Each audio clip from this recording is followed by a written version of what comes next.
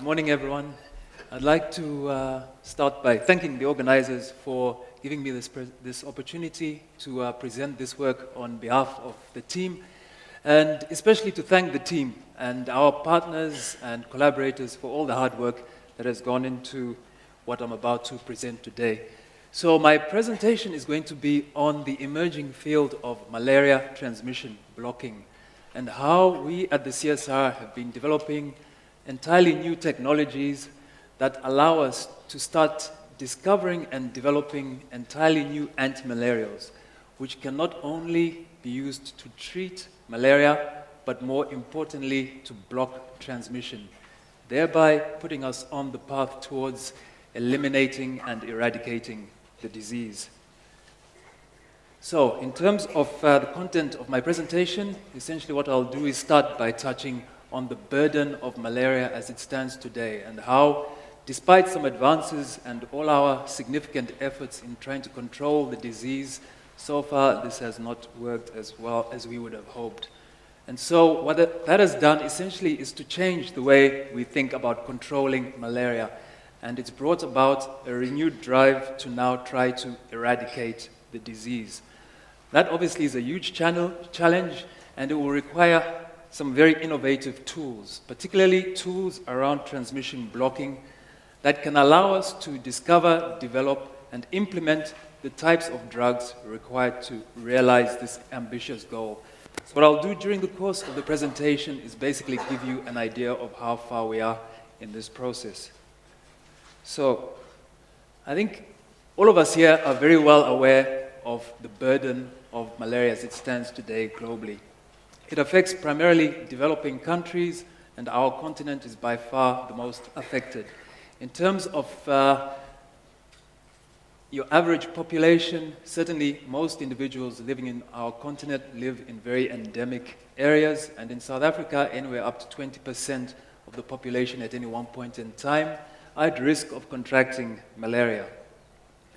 In terms of numbers, nearly half the world's population, so that's 3.5 billion or so people, are at risk of contracting the disease. And not surprisingly then, in terms of the morbidity and mortality, these rates are very high, despite some advances.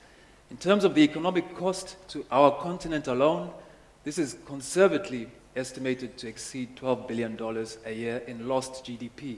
So this is money that could be used instead for education, for example. And clouding this whole picture is the fact that in terms of the drugs that have been developed, there are populations of parasites that are essentially resistant to these drugs, and at the same time, the mosquito vector that transmits malaria has become increasingly resistant to the insecticides we use to control it.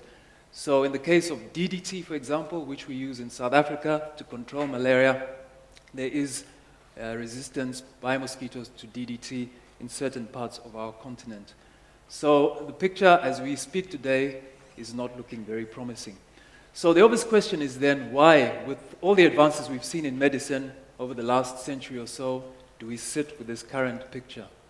And part of the reason is because of the highly complex life cycle of malaria. It's one of the few pathogenic organisms that has evolved to allow it to survive in both a mosquito and human host, and to evade the immune systems of these hosts to basically proliferate and spread. And typically what happens when an individual is bitten by a mosquito, I think for most of us here, that process essentially is nothing more than an irritation. But for millions of people across the world, that essentially leads to a very life-threatening condition, whereby during a mosquito bite, parasites in the form of sporozoites are injected into the bloodstream, they travel to the liver, they develop there over a period of a few days to a week or so. And at this point in time, there are around about a dozen to 100 sporozoites per bite. Typically, those sporozoites then develop and emerge to start infecting red blood cells, and over a period of 48 hours, rapidly replicate. So for each sporozoite, essentially we get around about 10,000 of these parasites that can then invade red blood cells, and over a period of time, at peak infection, anywhere at up to hundreds of millions to close to billions of parasites can be present in an infected patient. And what this leads to is obviously the symptoms of malaria, such as fever, nausea, but also the ability of some of these parasites to potentially become resistant to drugs. A number of these parasites eventually develop into what are called gametocytes, which can then be transmitted back to infect another human. And in terms of the proportion of these gametocytes that are formed, this is relatively low. So when we started working on malaria a few years ago, it became very clear that in terms of an Achilles heel of malaria, certainly the ability to transmit to humans and vice versa is a bottleneck, a transmission bottleneck. So what we were keen to do is to start developing technologies that allow us to start interrogating drugs at these points of the life cycle that can be used essentially to block transmission. Unbeknown to us at the time, there was a lot of development in terms of global policy around transmission blocking. And about 2 years ago, the Medicines for Malaria venture in Switzerland basically came up with this key. Essentially, it's a map that depicts the types of antimalarials that should be developed in future, not just only to control malaria, but now to eliminate and eradicate the disease. And I won't dwell too much on this slide. Suffice to say that in terms of the ideal target product profiles that were conceived, there are drugs now that should be developed to treat malaria in a radical manner, and drugs that should be used to chemoprotect people that live in endemic areas from the disease. And by combining an approach that utilizes these types of drugs, eventually the aim is to eliminate and eradicate the disease. Most importantly, in terms of treatment, the drugs need to be able to block human to mosquito transmission, and in terms of chemoprotection, the opposite effect. So not so long after this publication, we teamed up with the MMV and our partners to basically start developing and deploying new malaria transmission blocking technologies that will speed up the way we identify these compounds for drug-based malaria control and eventually eradication. So obviously this is a huge challenge which we don't do by ourselves, and what we did was to partner as well with expertise with researchers based at WITS and HLS, UP, to allow us for the first time to start interrogating these new types of potential drugs across the entire life cycle of malaria. Currently, I don't think this is possible anywhere else in the world, whereby you have researchers in very close proximity interrogating drugs at this level for development. In terms of the global context of this work, what we have done is essentially put in place this capability, and by partnering with our colleagues at ACE3D in Cape Town, UCT, and their big partner networks, the aim of the program has been developing entirely new antimalarials that can treat and block transmission, which together with our partners at MMV, we hope will start to provide us with the next generation of antimalarial drugs. So what I'll do very quickly is then focus on the work we've been doing around finding single exposure radical cure and prophylaxis drugs. Essentially, this program is divided into 4 parts, and it focuses on blocking human host to mosquito vector transmission.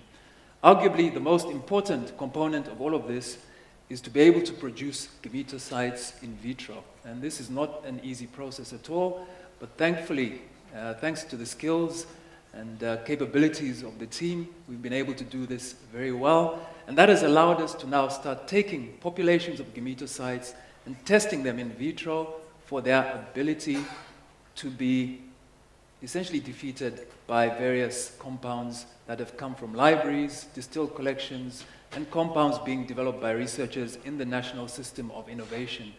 Once we've found these compounds that can block this transmission, these compounds are then tested to see how quickly they can get rid of the parasites, and importantly, for example, to also make sure that when these compounds eventually reach populations, there are no populations out there where there is, for example, resistance to the drugs we've spent time developing. And so in an iterative manner, essentially what happens is the very best compounds are then developed into preclinical and hopefully eventually clinical leads with our partners. So, as I mentioned, in terms of generating gametocytes, this is not a particularly easy process.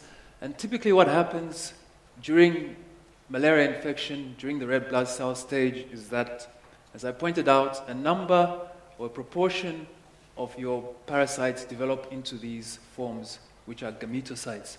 And essentially, it's this very last stage which is transmitted by mosquitoes, and after developing in the mosquito, then go on to transmit to other humans.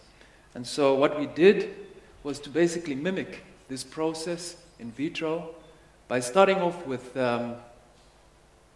red blood cell stage cultures that are in the asexual stage, and over a period of 2 weeks or so, reducing the presence of this form whilst transforming the parasites into these forms. At the end of around about 2 weeks, we can then start testing drugs for transmission blocking against those forms. And in terms of how well we do it, I think, as I mentioned, if one compares the ability to produce gametocytes in this model versus the published average, certainly what it does now is allow us to screen at a rate significantly more than what was possible only a few years ago. So, in terms of the gametocyte function, what we've then needed to do is obviously start interrogating the ability of gametocytes to be defeated by the drugs that we test against them. And what we did was to develop a number of bioassays based on the ability of bioassays to assess ATP production, lactate dehydrogenase production, Presto Blue, metabolism, which essentially monitors the ability of parasites to maintain a reducing environment, and also a bioassay that is transgenic based that looks at the ability of luciferase to metabolize a certain substrate. We picked Presto Blue as our primary indicator of gametocyte function. And essentially what that assay does is to, if you take a given population of cells, some of which contain gametocytes, and you expose those cells to Presto Blue, over time what you get is this effect whereby the cells metabolize your Presto Blue into a fluorescent red product called resorphin, which we simply measure on a scale based on inhibition or activity. So gametocytes that are inhibited will not produce this effect. Those that are active will produce this effect. Once we had these bioassays in place, obviously we then had to demonstrate proof of principle. And to do this, we started off by looking at antimalarial drugs, so on the x-axis here, some of which are used today to treat malaria. And on the y-axis, we looked at the ability of these antimalarials to inhibit gametocyte function, so to block transmission. And what became very clear very quickly is that of the antimalarial drugs that are out there today, none of them are able to essentially confer this effect. And just to be sure, we then started looking at much bigger collections to try to get an idea of how widespread this challenge is. And here is data summarized from around about 400 compounds or so that were taken from a screen of 4 million compounds, of which there were 20,000 hits, which are basically compounds that can be used to potentially treat malaria. And we looked at 400 of those. And essentially what this graph represents is the compounds on the x-axis and their ability to inhibit, in blue, the asexual stages, so to treat malaria, and in red, to block transmission. And very clear from this graph is the fact that trying to find compounds that block transmission is extremely difficult. Despite this, we persevered, and I think for the purposes of time, fast forward a few months, what we have here is basically a representation from a very large screen. I think one of the first large-scale screens performed for specifically transmission blocking, where each block represents a compound And the coloring of the block basically represents in green compounds that don't block transmission and compounds in red that do. So we're very pleased when we actually identified a relatively large proportion from some of the compounds we screened that are very good and potent blockers of transmission. And at this point in time, quite a number of these have been taken up for further development to try to optimize the way these compounds are absorbed by the body and to make sure that once these compounds go into man, issues like side effects don't become an issue. While that work is ongoing, as I mentioned, chemoprotection is also very essential to realizing the goal of eradication. And essentially what we're talking about here is preventing mosquito to human host transmission. And a few years ago, we teamed up with our colleagues at MSM who fortuitously were working on polymeric scaffolds. And what they were trying to do was to basically improve the ability of cells to grow on these scaffolds in order to create a more realistic representation in vivo of what happens in the human body. And as luck would have it, they were working on hepatocytes, the very same hepatocytes that sporozoites that are transmitted from mosquitoes target when they first start to develop in humans. And so what we were keen to do was obviously access this technology and to start seeing whether or not we could use these scaffolds to basically develop a more realistic model of hepatocyte function, which we could then use to start looking at sporozoite infection and the ability of drugs to prevent that effect. And essentially what happened, again, to cut a long story short, was that, yes, very clearly, the type of growth we started to see on these scaffolds was very different to the sorts of growth you would see in conventional 2D culture. And in terms of just these two examples here, what you see are much more complex formations of cells growing in 3D, which at that point in time, we believed looked and behaved more like cells in tissue, and importantly, also significantly increased extracellular matrix. And this extracellular matrix is required for sporozoites to recognize certain proteins on the cell surface that sporozoites then use to access hepatocytes and to develop and grow.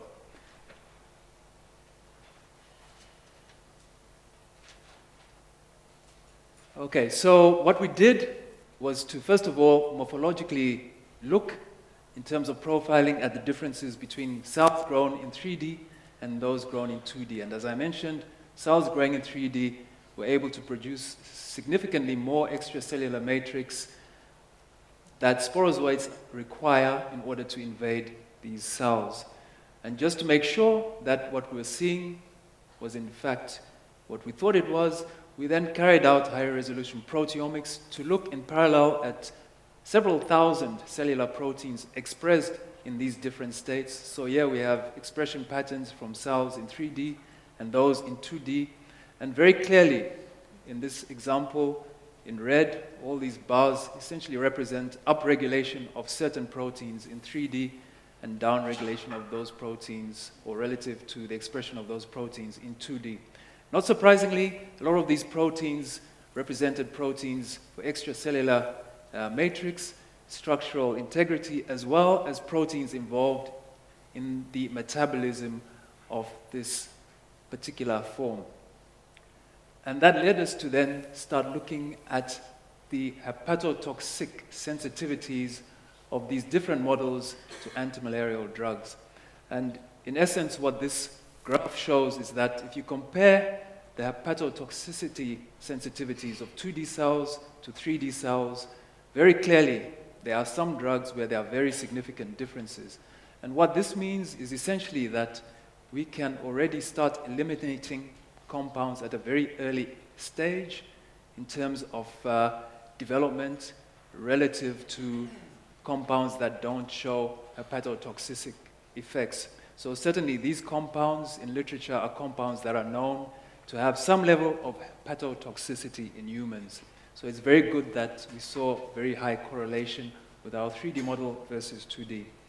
So to cut the long story short, once we're happy with the model, we basically then use the models, 2D and 3D, to start infecting these with sporozoites to measure the development of sporozoites in these models over time using high-throughput imaging, allowing us to profile over a period of 2 weeks during which sporozoites develop, the development in 2D and 3D of these forms. And just like gametocyte, the gametocyte work we did, we were able to significantly improve the production of gametocytes. In this case, we're able to significantly improve the infection of our models by sporozoites, thereby again enabling us to now test more drugs through the system.